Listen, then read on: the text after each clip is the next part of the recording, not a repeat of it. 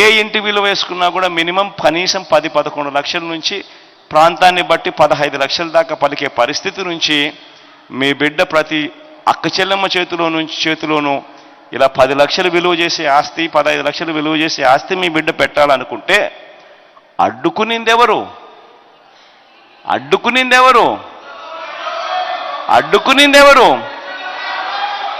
ఇదే చంద్రబాబు నాయుడు, ఇదే లోకేష్ బాబు మీ దగ్గరికి ఇంటికి వచ్చినప్పుడు, మీ దగ్గరికి వచ్చి ఓట్లు అడిగినప్పుడు మీరు అందరూ ఇదే మాట అడగాలి.